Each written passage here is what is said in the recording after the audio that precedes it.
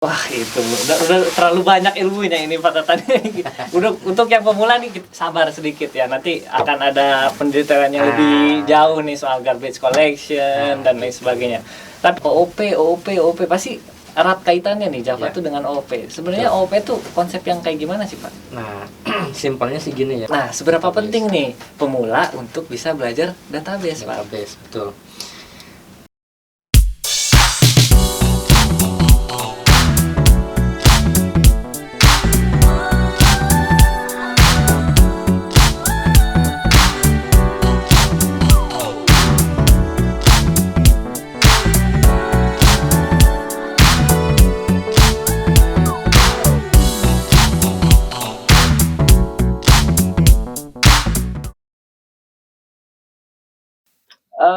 Setelah itu oke Pak nih ada pertanyaan dari netizen Pak. Ya. Oke.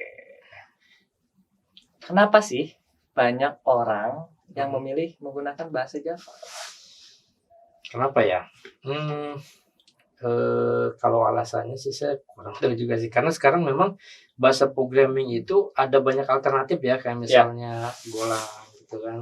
Oh Terus iya, ada betul. Python gitu ya. Terus ada Ruby on Rails gitu ya. Iya. Itu kan bahasa-bahasa yang memang secara demand di pasaran itu udah bagus gitu. Maksudnya tidak dipandang sebelah mata lah. Iya. Banyak kayak misalnya Facebook itu kan ya interfacing-nya udah nggak Java lagi tuh di depannya gitu kan, udah menggunakan yang itu. Jadi lebih ke back end sebenarnya. Cuma memang di Java itu kenapa masih banyak dipakai kalau menurut saya karena kuat di back end-nya juga. Oh gitu. Dari segi apa Pak? Performance kah atau seperti apa? Jadi Java itu kan dia sebenarnya bukan native application langsung ya, kayak misalnya aplikasi C++ atau misalnya Pascal gitu kan, dia kan bisa jadi exe tuh. Iya. Karena dia itu untuk jalan butuh runtime environment tuh, runtime engine. Iya, runtime engine-nya ya. Gitu kan. Jadi dia sebenarnya dari file Java nanti dikompil menjadi file biner gitu kan. Ya. Nah itu tuh nanti sebenarnya setelah dikompil itu akan diinterpreter oleh si J2RE itu tuh. Java Runtime Engine. Runtime engine untuk running itu ya. Running itunya. Jadi dia yang sebagai translator dengan istilahnya itu dengan si bahasa komputernya itu. Bahasa komputernya sehingga bisa running Java itu ya. Oke, berarti memang dari segi performance dan sebenarnya backend masih banyak dipakai juga Java ini masih bagus karena performance bagus ya. Performance bagus karena dia ini bisa mengatur kayak misalnya penggunaan thread gitu kan, terus dia punya Java Virtual Machine-nya itu JVM-nya itu mau berapa nih gitu kan. Karena di situ kan ada proses garbage collection-nya gitu kan. Garbage collection. Jadi berapa nih nilai optimum dari max GPM sama min GPM-nya itu gitu. Waduh, luar biasa. Iya. Jadi kalau misalnya kalau di application server kita harus menentukan optimum max GPM-nya itu berapa. Bisa diatur sampai segitunya ya. Gitu. Karena kalau jangan ketinggian, jangan terlalu rendah juga gitu.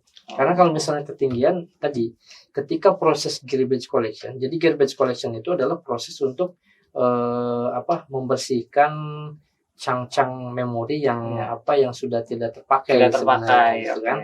Nah itu proses itunya akan lama kalau misalnya satu server dia memiliki RAM 64 GB. Ya. Nah dia set misalnya max GPM-nya 50 GB gitu kan. Nah memang kuat gitu. Tapi ketika dia garbage collection dia itu akan nge-freeze gitu. Jadi proses-prosesnya itu akan terhenti gitu kan. Nah itu jadi harus optimum juga gitu. Kalau yang pernah saya belajar, jadi harus horizontal scale gitu. Jadi ketika istilahnya kan Java itu dia bisa dilihat penggunaan memorinya menggunakan Visual VM ya. Nah, dari situ nanti kelihatan tuh thread gitu kan. Kalau misalnya dia udah sering mentok ya udah istilahnya berarti harus dibuatkan cluster tuh. Gitu. Jadi ke samping gitu kan. Jadi nanti terdistribusi, terbagi-bagi nanti effortnya. Gitu. Wah itu udah terlalu banyak ilmunya ini Pak Tatan. Udah untuk yang pemula nih sabar sedikit ya. Nanti akan ada pendetalan yang lebih jauh nih soal garbage collection dan lain sebagainya. Tapi intinya memang performance ini sangat optimal di Java ya Pak. Terutama untuk back end ya. Terutama untuk back end. Terutama back end. Jadi teman-teman yang baru mau belajar soal Java, apalagi fokusnya di back end, jadi nggak usah khawatir ya Pak ya. Java memang sangat optimal dan sekarang masih banyak digunakan. Betul, sangat banyak digunakan banget itu. Oke. Lalu gini Pak, ada pertanyaan lagi nih dari netizen. Apa hal-hal yang mesti dihindari ketika kita belajar Java nih? Dihindari ya? Apa tuh? Apa ya yang dihindari ya?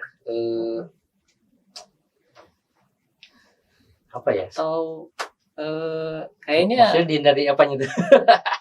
Kayaknya atau mungkin akan mengganggu logik karena dia berbeda fokusnya di OOP dengan programan yang lain gitu atau gimana? Yang perlu dihindari ya. Ya sebenarnya gini sih, ketika kita mendalami suatu bahasa pemrograman gitu kan, ya kita serius di satu, tapi misalnya yang lainnya cukup tahu aja gitu kan. Jadi satu tapi dalam gitu loh, ya kan. Jadi kita akan istilahnya tahu segalanya di dalam satu bidang itu gitu. Karena kalau menurut saya menguasai banyak ilmu pengetahuan juga dengan kapasitas kita, maksudnya dengan jatah waktu kita cuma 24 jam sehari dan kapasitas otak kita, kalau menurut saya sih ya sayang juga gitu. Mending istilahnya kita fokus, kita dalam di situ, ya kita bisa menghasilkan sesuatu gitu. Tapi expert di situ kita expert gitu. Seperti itu. Daripada banyak tapi dangkal-dangkal gitu kan. Jangan terlalu banyak informasi tapi nggak kepake juga. Betul. Mending fokus ke satu tapi expert. Gitu. Oke, nah bicara soal Java ya Pak ya. Ini banyak netizen juga bertanya soal ini. OOP pasti erat kaitannya nih Java itu dengan OOP. Sebenarnya OOP itu konsep yang kayak gimana sih Pak? Nah, simpelnya sih gini ya, OOP itu kan Object Oriented Programming. Salah satu jargonnya itu adalah reusable ya. Reusable. Nah, jadi ketika kita misalnya membuat satu logic gitu kan. Nah, kalau misalnya pola OOP-nya itu bagus, maka si programming itu harusnya bisa lebih readable gitu. Readable, bisa dibaca dengan mudah. Dan ketika misalnya kita membuat satu aplikasi pun si kelas-kelas yang sudah dibuat itu bisa kita gunakan kembali gitu. Nah itu gimana ya menjelaskannya ya? Ya sebenarnya sih kalau misalnya untuk PHP juga kalau OOP-nya bagus bisa juga ya, tapi memang Java itu by default dia OOP lah gitu. Itu. Dia sangat mensupport buat konsep OOP itu tadi ya, dari segi mungkin function prosedurnya itu OOP juga ya Pak ya. OOP juga by default memang OOP, tapi memang di balik itu sebenarnya ada kayak spirit lah gitu loh. OOP itu. Jadi kadang-kadang gini di Java ada programmer yang dia itu membuat function yang sama di setiap Java-nya gitu kan. Di setiap logiknya gitu kan. Misalnya di satu page dia membuat function untuk calculate depth gitu kan. Di sini dibuat lagi, di sini ada lagi. Dibuat lagi. Nah, kan ini menjelimet nih gitu kan. Terlalu banyak ya. Betul. Makanya di Java itu ada namanya package gitu ya. Dengan adanya package itu kita bisa mengelompokkan apa aja yang ada di dalam sini nih gitu. Contohnya util gitu ya. Nah, di situ kan ada semuanya tuh. Ada string util, ada date util gitu kan. Dari situ kan bisa dilihat date util itu ada apa aja sih. Ternyata ini belum nih, tambahin di sini gitu kan. Nah, nanti dari situ kan bisa dilihat list function yang udah ada apa nih. Kita bisa pakai yang ini deh. Gitu. Jadi nggak harus membuat di setiap page ada gitu kan. Itu tuh objeknya berarti jangan banyak, satu juga cukup ya. Betul. Tapi reusable tadi. Reusable. Gitu. Jadi nih memang erat kaitannya banget ya Pak ya OOP ini dengan Java. Berarti pemula tuh harus tahu juga nih konsep OOP seperti apa. Betul, kayak gitu. Berarti penting ya Pak ya. Konsep Penting. OOP ini penting untuk belajar. Ada selain OOP ada nggak ya yang mesti ini jadi pakem? Karena tadi menarik juga tuh. Jadi spirit ternyata nih OOP ini di Iya Java. betul. Iya. Apa namanya? Gimana ya? Sebenarnya ke pola berpikir ya. Pola berpikirnya pola berpikir. itu apakah kita apa namanya? Bisa membuat sesuatu itu tidak apa ya? Tidak reward gitu kan? Kan gitu Iya. kaitannya. Reusable tuh ya. Kayak misalnya dulu apa namanya? Ya sebenarnya di Java juga kadang-kadang ada juga yang melenceng dari konsep OOP gitu. Kalau Oke. misalnya secara spirit dia masih prosedural gitu kan, kayak gitu. Nah, jadi ya satu page itu bisa menjelimet tuh gitu kan. Bisa banyak sekali objeknya ya. Makanya di J2E itu ada konsep namanya itu MVC. MVC. MVC itu model view controller kan. Ya. Nah, kalau jadi di Java ada beberapa framework yang sudah by default dia itu menganut kita akan terbawa langsung menjadi MVC lah kayak gitu kan. Oke, di Java pun pakai konsep itu juga Konsep itu MVC. Nah, jadi nanti memudahkan kita untuk apa ya? Contohnya gini deh, ketika dulu saya di tempat sebelumnya itu bikin JSP, di dalamnya ada JavaScript. JavaScript fungsinya jadi di dalam satu page itu ada ribuan line code gitu kan. Iya. Gimana bacanya gitu gitu kan ya. Iya, pusing banget itu. Ini waktu itu karena kebetulan melanjutkan proyek yang ada, ya mau nggak mau mengikuti pola yang ada jatuhnya gitu. Baca logiknya orang ya. Gitu kan. Iya. Di situ ada apa? Fungsi di dalam JavaScript, di sini ada, di sini ada. Di sini dibenerin, di sini masih error gitu kan. Padahal sama ya. Padahal sama gitu kan. Nah itu, jadi soalnya ketika kita kalau OOP itu tadi salah satunya reusable, ketika satu diperbaiki udah benar ya udah yang lainnya kan ikut benar tuh. Gitu. Salah satunya itulah. Gitu. Iya. Oke. Saya juga melihat karena Java ini dia identik dengan backend ya Pak ya. Backend berarti identik lagi, apalagi kalau tadi bicara MVC dengan database. Nah, seberapa penting nih pemula untuk bisa belajar database, Pak? Database, betul. Jadi database itu banyak sih ya. Salah satunya itu kan ada MySQL, ada Oracle, ada Postgre gitu kan. Ya dan lain-lain lah, ada SQL Server juga gitu. Ya. Database. Ya sebenarnya sih kalau saya lihat belajar beberapa database, konsepnya sih hampir sama ya. Konsepnya hampir sama. Jadi kayak misalnya dulu pertama kali belajar itu MySQL gitu kan. SQL, select, CRUD lah, operasi CRUD gitu kan. Lalu sempat juga belajar Oracle dan waktu itu sempat dipakai juga di kerjaan kan Oracle Oracle. Ya hampir sama gitu, select. Jadi dia punya sintak SQL lah kayak gitu.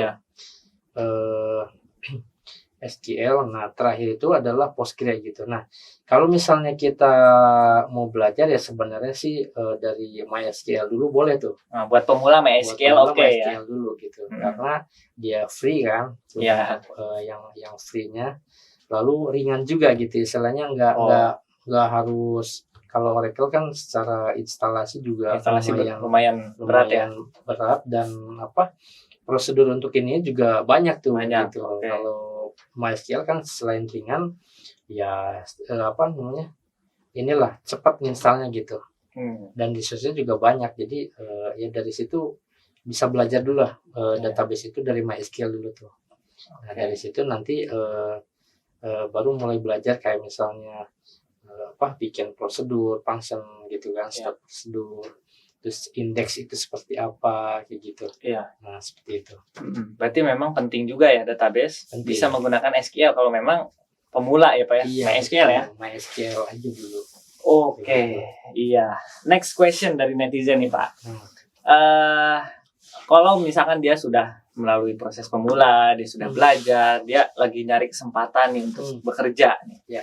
Selain memang posisi programmer ya udah pasti ya Pak ya, kita belajar di posisi programmer. Tapi ada nggak untuk potensi-potensi lain yang kita expert di Java tapi bisa handle yang lain gitu? Ada nggak?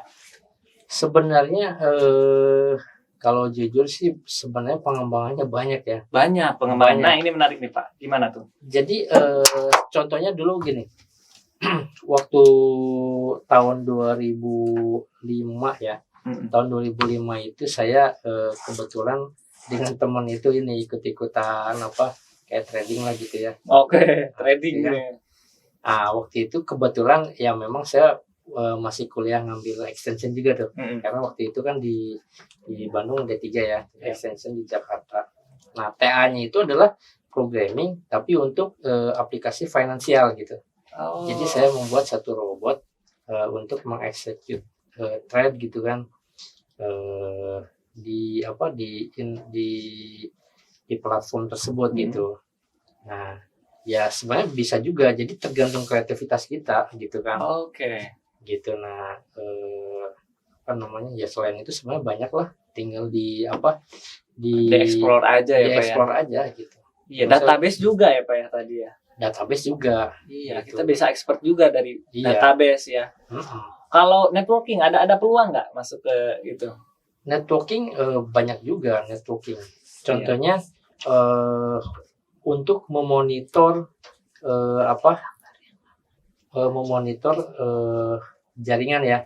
Itu kan salah satunya bisa menggunakan Java juga tuh, banyak function-function untuk monitoring kan. Iya. Gitu. Jadi benar-benar inilah wide banget sih ininya implementasinya gitu. Terus tadi juga Bapak expert di bidang web juga salah satunya ya Pak. Itu juga udah termasuk ya Pak ya? Termasuk juga gitu kan. Kayak gitu. Apa aja yang Pak Tata dapat dari selain belajar Java, setelah itu pengembangannya tuh Pak Tata dapat apa aja nih?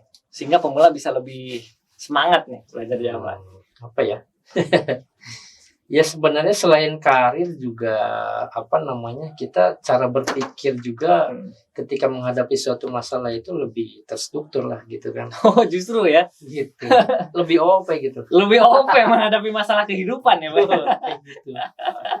Sampai masalah kehidupan aja OP ya? Dulu teman saya itu yang kayak cara berpikirnya OP banget gitu.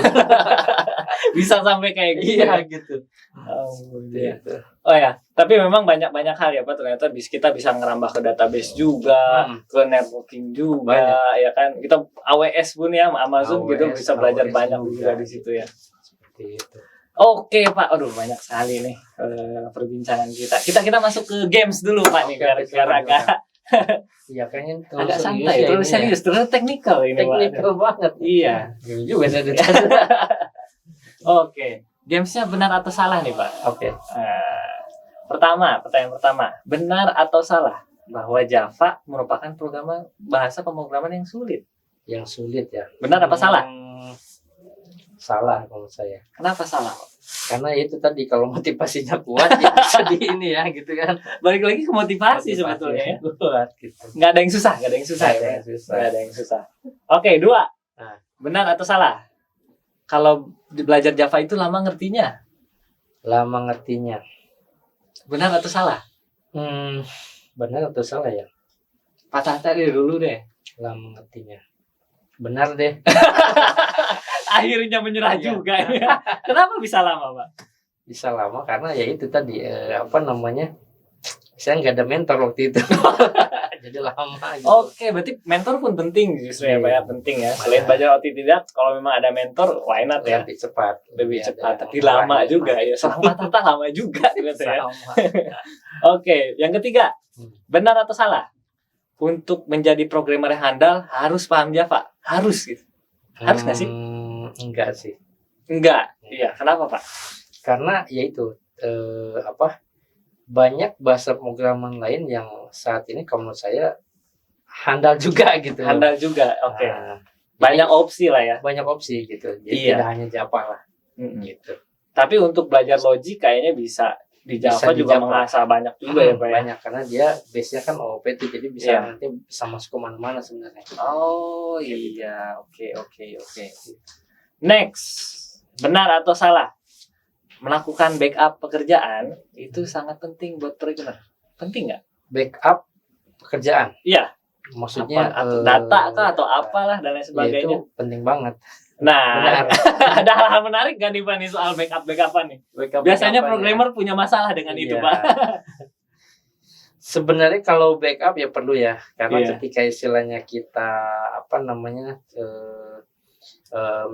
dari satu pekerjaan ke pekerjaan yang lain gitu kan. Kadang-kadang ada hal-hal yang bisa dipakai ulang nanti ketika Iya. di project yang baru ya, Yaps. kayak gitu Iya. kan. Nah makanya secara penyimpanan data baik itu istilahnya util atau misalnya function itu ya harus benar-benar rapi gitu loh, seperti itu. Atau how to-nya seperti apa itu ya kita simpan lah gitu. Oke. Kita kerja smart juga ya Pak Ya, ya. smart. Kerja smart juga untuk backup data. Tapi pernah Pak gitu nggak sempet ke backup hilang kerjaan gitu? Pernah sih. Oh, itu pusing juga ya Pak. Pusing juga ini Ya, gimana restornya itu. Gitu. Tapi backup itu penting ya Pak ya. Penting banget. Backup itu penting gitu. banget. Next, terakhir. Benar atau salah? Java ini bahasa pemrograman yang bisa bikin bentuk segala macam aplikasi. Iya benar. Benar, bisa ya Pak? Bisa. Apapun nih? Apapun. Oke. Jadi kayak sekarang kan kalau saya lihat tuh jadi saya punya teman saya itu dia anaknya itu di Jepang tuh gitu kan. Oh, oke. Nah itu ya itu dia belajar robot kit gitu kan. Tapi ya programmingnya Java juga kalau saya lihat. Sampai kita robotik pun bisa ya lewat Bisa. Java ya Pak ya? Kayak gitu. Jadi ya IoT kayak gitu kan. IoT. Nah, itu sebenarnya pengembangannya sih banyak ya. Asal kita mau spend waktu di situ, kita serius harusnya ya di situ Java juga ada juga gitu. Oke, sebenarnya luas banget ternyata Luas kalau banget. udah kita mendalami ya Pak ya. Bahkan sampai robotik pun sebenarnya bisa ke sana ya Pak Bisa ya. ke sana. Sangat gitu. mungkin kan. Oke, wah ini jadi tidak putus harapan nih buat yang pemula-pemula buat Iya. belajar ya Pak. Betul. Terakhir nih Pak, pesan-pesan buat para pemula yang baru mau mulai nih, Baru mulai mulai. belajar Java atau programming. Oke. Gimana nih? Jadi itu ya, pertama kita harus intinya mau menggembleng diri ya, Menggembleng diri. Yaitu tadi salah satunya itu logik kita harus bagus dengan coding bed tadi ya. Oke, coding bed bisa jadi salah satu cara. Nah, terus kedua kita harus punya kosakata yang bagus tuh, yang setidaknya pasif lah gitu kan. Oke, bahasa Inggris. Bahasa juga. Inggris. Oke. Gitu. Terus ketiga kita harus punya fisik yang bagus, fit lah kayak gitu. Fit. Nah, Karena kita programmer itu kecenderungannya ya akan di depan komputer seharian gitu oke. kan. Ya kalau misalnya kita secara daya tahan tubuh kurang gitu Iya, kurang iya. olahraga gitu kan. Nah itu ya gampang ngedrop gitu. Oh, meskipun cuma duduk aja, tapi perlu stamina yang Iya betul. kuat. Diam, tapi kan otak berpikir gitu. Berpikir ya. Siap. Oke, selain itu Pak ada lagi? Fisik yang kuat, effort yang kuat, ada lagi nggak? Paling itulah cukup lah sementara. Cukup lah ya. Fisik kuat, otak kuat, kemauan. Tadi motivasi tadi. Motivasi tadi ya. Nah itu kita jangan satu lagi mungkin untuk pemula ketika istilahnya ada kesempatan untuk kita bisa belajar walaupun misalnya kita istilahnya itu dibayar dengan tidak terlalu tinggi ya setahun 2 tahun oke lah gitu kan. Oke. Gitu. Setelah itu kan istilahnya dengan bekal yang ada ya kita bisa bisa mengembangkan lebih tuh. Oke. Gitu. Oke. Gitu sih. Wah, luar biasa hari ini Pak Tata. Thank you so much. Oke, kita sudah selesai nih Pak di penghujung gitu. acara. Wah, luar biasa. Terima kasih banyak Pak Tata atas Siap. waktunya. Terima kasih banyak Pak Terima Tata. kasih. Selamat sore. Oke, buat Sobat Sio dimanapun berada, terima kasih banyak. Jangan lupa di like, komen, dan subscribe. Terima kasih banyak. Saya Rizal, pamit undur diri. Assalamualaikum warahmatullahi wabarakatuh.